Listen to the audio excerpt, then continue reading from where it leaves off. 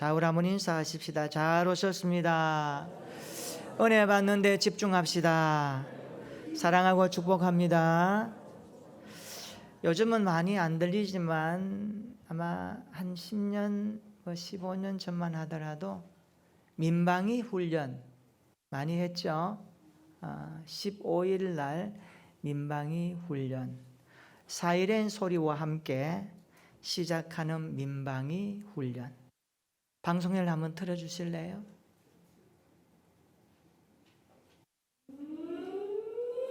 놀라지 마세요.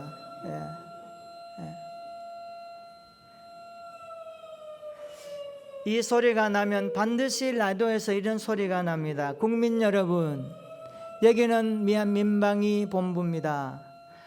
현재 시간 대한민국 전역에 훈련 경계 경보를 발령합니다. 모든 국민들은 안전한 곳으로 대피하시기 바랍니다. 기억나죠? 민방위 훈련 안 받아보셨나요? 그때 차 안에 계시기도 하고 그 다음에 도로 옆에 주차해서 한 20분 동안 기다려야 돼요. 오늘 2단 경계 주일입니다. 제가 왜 이것을 한번 듣게 하느냐, 우리에게 경각심을 가지고 경계에 대해서 좀 더 신경을 집중하자라는 의미에서 사이렌 소리를 한번 울려 퍼지게 한 겁니다. 오늘은 한국교회가 2단 경계주일로 지킵니다. 이 경계라는 단어는 미리 사전에 예방하고 잘못된 일이 없도록 조심하자라는 그런 의미를 담고 있습니다. 총회 2단 사이비 연구에서 조사한 바에 의하면 우리나라 대한민국에는 41개의 2단 종파가 있습니다. 굉장히 많은 2단들이 우리나라에 들어와 있습니다. 2단이란 무엇인가? 2단은 끝이 다르다, 이런 한자의 의미를 가지고 있는데요, 2단은 정통학파나 종파에서 벗어났어. 다른 말하고 다른 것을 말해서 사람들을 미혹하는 개인이나 집단을 가리켜서 2단이다 이렇게 말합니다. 우리 예장합동총회에서도 2단 조사연구위원회가 있어요. 이분들이 위원으로 돼가지고 우리나라 국내에 기관이나 또 교회라고 하는 이름으로 2단성이 있는 그런 대상자들을 연구조사합니다. 연구조사를 해서 총회, 그 다음 총회에 보고를 해서 2단성이 있다, 예의주시해야 된다, 참여하지 말아야 된다, 2단이다, 이런 것들을 통해서 보고하고 총회가 결의합니다. 여러분 들어오다가 보면 2층 로비 게시판에도 노란 A3 용지 석장이 붙어져 있고요, 1층에도 식사하다가 보면 오른쪽 게시판에 종이가 있습니다. 거기 있는 내용이 뭐냐 하면 우리 교단에서 2단으로 판명한 개인이나 단체들을 자세하게 여러분들이 보시라고 기록해 두고 있습니다. 그걸 보면서 이런 부분들은 우리가 조심해야 되겠다, 경계해야 되겠다, 그렇게 우리가 인식하고 살피는 겁니다. 2단은 어떤 일을 할까요? 주로 2단이 하는 일을 보면 생명의 예수님을 부인합니다. 예수님을 부인해요. 그리고 2단은 성령을 거스르는 육신의 일을 행합니다. 그리고 2단은 사람을 미혹하여 다른 신을 섬기도록 유혹합니다. 뿐만 아니라 2단은 그리스도의 이름을 사칭하여 사람들을 막 혼란스럽게 합니다. 그리고 2단은 예수님의 성육신 탄생에 대해서 부정하고 그것을 아니라고 말하죠. 예수님께서도 복음서에 보면 그리스도의 이름을 사칭하는 2단들이 나타날 것이다 이렇게 말씀한 적이 있습니다. 마태복음 24장 5절에 보면 많은 사람이 내 이름으로 와서 이르되 나는 그리스도라 하여 많은 사람을 미혹하리라. 그러니까 예수님의 이름으로 자기가 미혹하겠다는 거예요. 이걸 예수님이 이미 말씀하셨습니다. 그래서 예수님은 이단자가 그리스도의 이름을 사칭할 것이라고 이미 말씀해 주셨습니다. 이단은 거짓의 아비 사탄의 지배를 받아 거짓 이론을 만들어냅니다. 우리가 잘 아는 것처럼 사탄은 아담과 하와에게 거짓말로 유혹하여 하나님을 대적하도록 만들었습니다. 하나님과 같이 된다고 하니까 넘어간 겁니다. 사탄은 발람의 거짓 이론을 이용하여 이스라엘 백성들을 바알 부올의 제단에 참여하도록 해서 음행으로 죄를 짓도록 부추겼습니다. 이단은 교회의 영적 연약성을 틈타서 활보하기도 합니다. 그래서 교회가 성경적인 교리와 뼈대를 잘 구축하고 있어야 됩니다. 구원이란 무엇인가? 교회란 어떤 것인가? 그리고 이 시대 가운데 종말은 어떻게 우리에게 올 것인가? 예수님은 누구신가? 성령은 어떤 분이신가? 우리가 하나님 앞에서 이런 교리적인 부분들을 뼈대로 잘 구축하고 있지 않으면 이단들이 그 취약성을 틈타서 파고드는 겁니다. 그러므로 우리는 신앙 고백을 분명하게 하고 살아야 합니다. 교회는 예수님을 하나님의 아들 그리스도로 믿는 고백 위에 세워지는 것입니다. 이 고백을 누가 했습니까? 마태복음 16장 16절에 보면 베드로가 이런 고백을 합니다. 주는 그리스도시요 살아계신 하나님의 아들이시니이다. 교회의 일치는 신앙 고백의 일치입니다.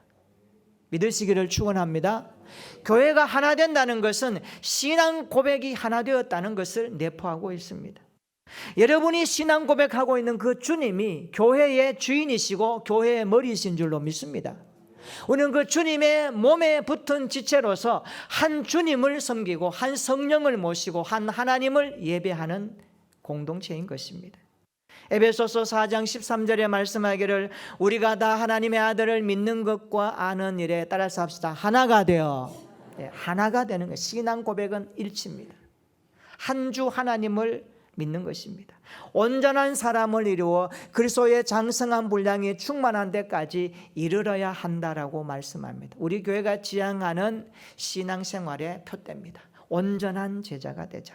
그러므로 거듭난 그리스도인은 거듭나고 끝나지 말고 온전한 제자로 성장하고 성숙해야 한다고 말씀합니다.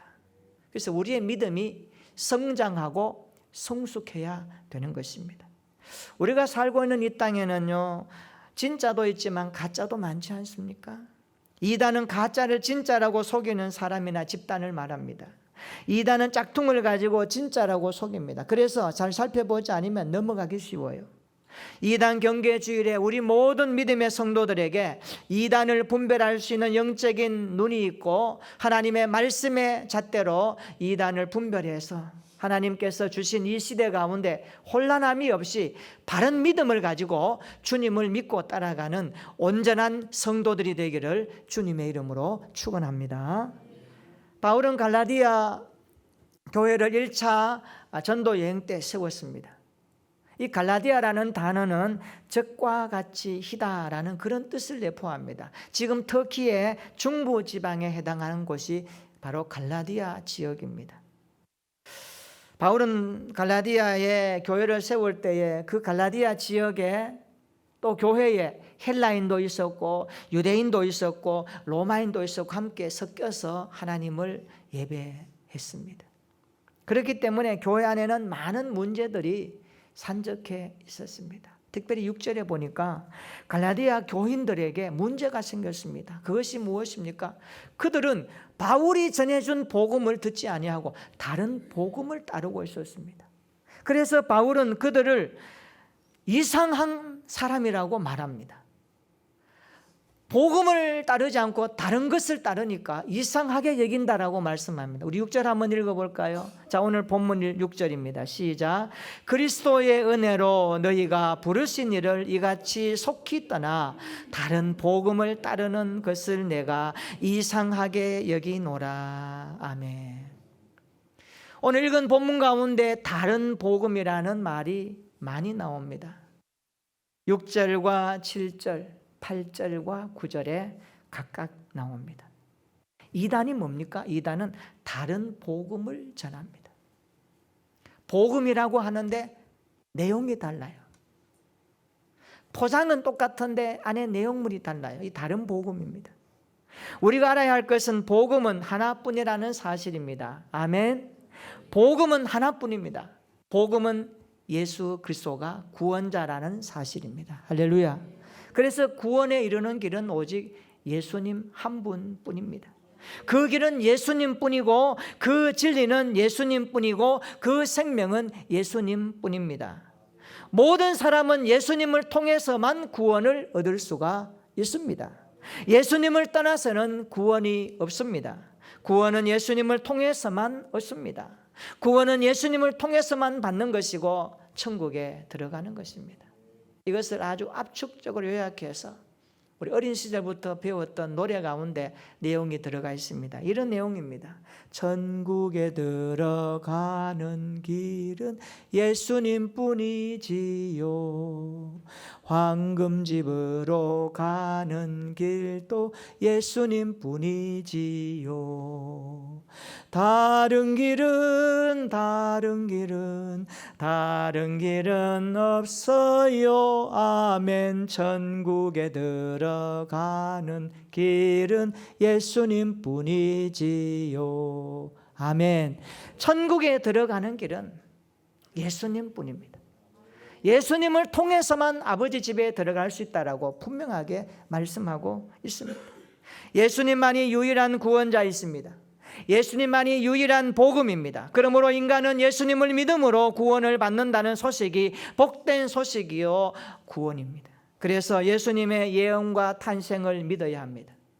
그리고 예수님의 고난과 십자가 죽음을 믿어야 합니다. 예수님의 부활과 승천을 믿어야 합니다. 그리고 다시 오실 재림의 예수님을 믿어야 하는 것입니다. 이것이 복음입니다. 우리 모두가 이 복음을 믿기를 축원합니다. 이 중에 하나라도 믿지 아니하면 구원에 문제가 생깁니다. 그런데 이단은 다른 복음을 전하는 것입니다. 8절 한번 읽어볼까요? 8절 시작.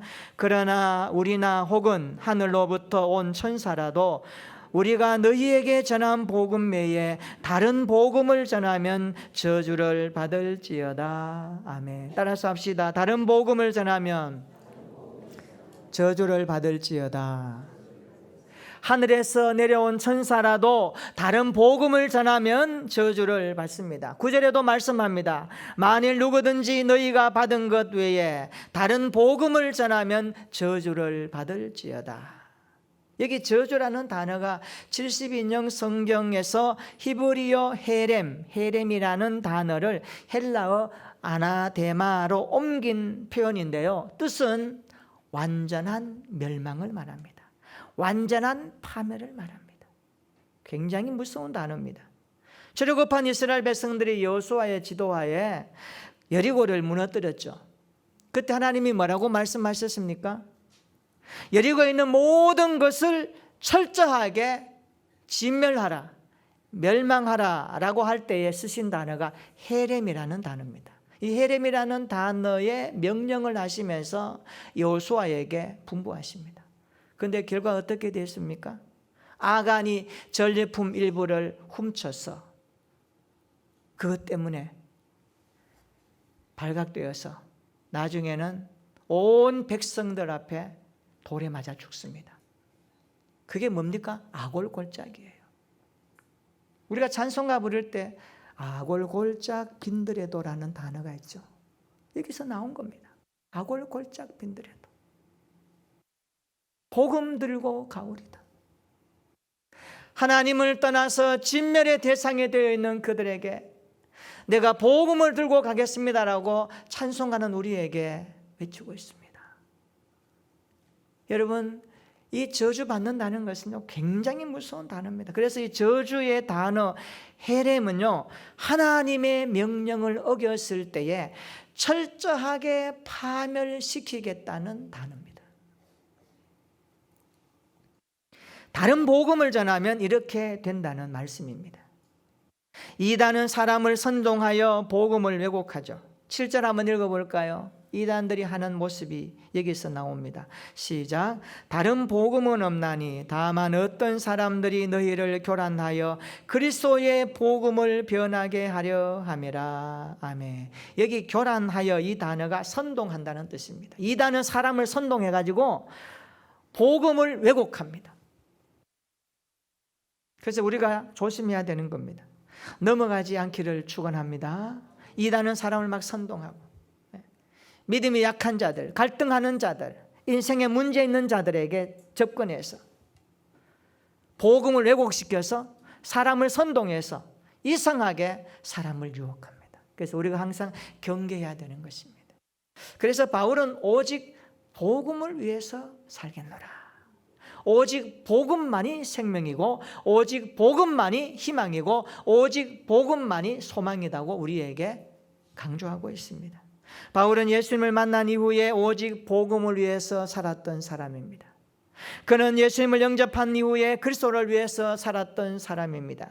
바울은 예수님의 종으로 평생 인생을 살았습니다. 오직 복음을 지키고 복음을 전하는 삶을 살았던 사람이 바울입니다. 우리는 오늘 10절에서 바울이 어떻게 살았는가에 대한 그의 인생관을 볼 수가 있습니다. 우리 10절 한번 읽어보겠습니다.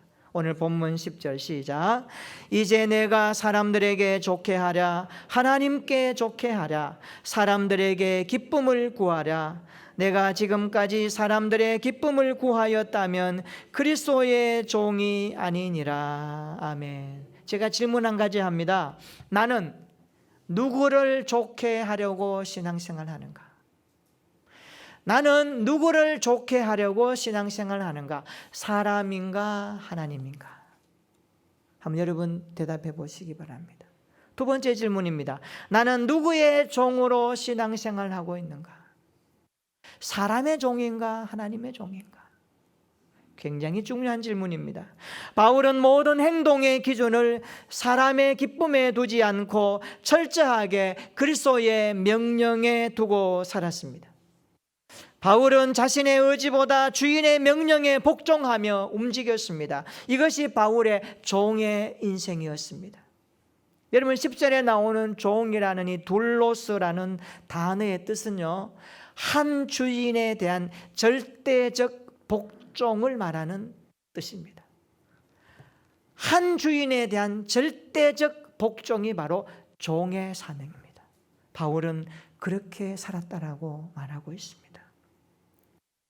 바울은 지금까지 사람을 기쁘게 하기보다 하나님을 기쁘시게 해왔으므로 자신은 그리스도의 종이라고 담대하게 말할 수 있는 것입니다. 사람의 환심을 사려고 복음을 변질시키지 않았습니다. 좋은 말로 사람을 유혹하지 않았습니다. 여러분, 이단은요, 복음을 변질시켜서 사람을 유혹하여 사람의 환심을 사려고 접근하죠. 그래서 문제 있고 어려움이 있을 때에 이단들이 굉장히 접근할 수 있는 용이점이 있습니다. 우리가 이것을 잘 경계해야 됩니다.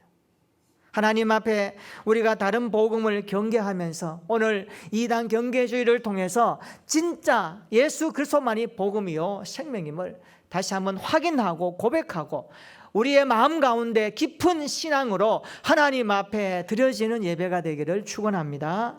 사람 중심이 아니라 하나님 중심의 삶을 살아가는 우리 모든 성도들 되기를 축원합니다. 그래서 날마다 하나님을 기쁘시게 하는 믿음의 예배자들이 되기를 축원합니다. 우리 10절 말씀 다시 한번 읽어보겠습니다. 10절 시작.